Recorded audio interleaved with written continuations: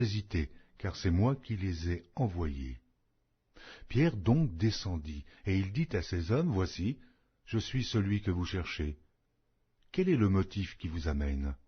Ils répondirent, « Corneille, centenier, homme juste et craignant Dieu, et de qui toute la nation des Juifs rend un bon témoignage, a été divinement averti par un saint ange de te faire venir dans sa maison et d'entendre tes paroles. » Pierre donc les fit entrer et les logea. Le lendemain, il se leva et partit avec eux.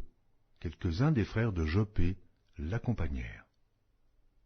Ils arrivèrent à Césarée le jour suivant. Corneille les attendait et avait invité ses parents et ses amis intimes. Lorsque Pierre entra, Corneille, qui était allé au-devant de lui, tomba à ses pieds et se prosterna. Mais Pierre le releva en disant, « Lève-toi, moi aussi je suis un homme. » Et conversant avec lui, il entra et trouva beaucoup de personnes réunies. « Vous savez, leur dit-il, qu'il est défendu à un juif de se lier avec un étranger ou d'entrer chez lui.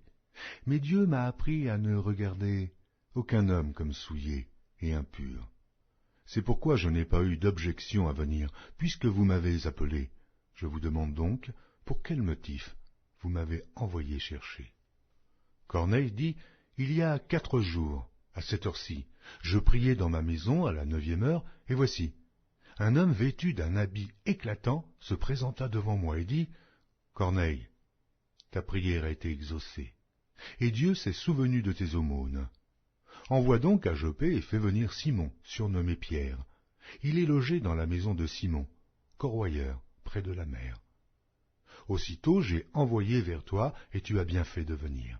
Maintenant donc, nous sommes tous devant Dieu, pour entendre tout ce que le Seigneur t'a ordonné de nous dire. » Alors Pierre, ouvrant la bouche, dit, « En vérité, je reconnais que Dieu ne fait point acception de personne, mais qu'en toute nation, celui qui le craint et qui pratique la justice lui est agréable.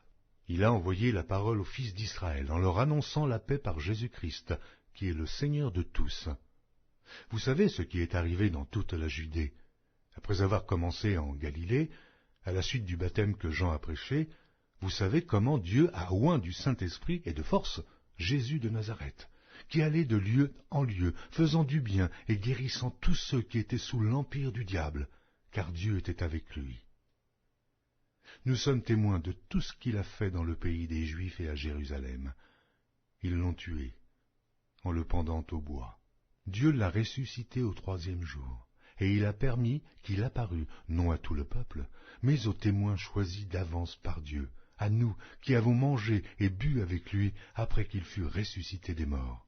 Et Jésus nous a ordonné de prêcher au peuple et d'attester que c'est lui qui a été établi par Dieu, juge des vivants et des morts.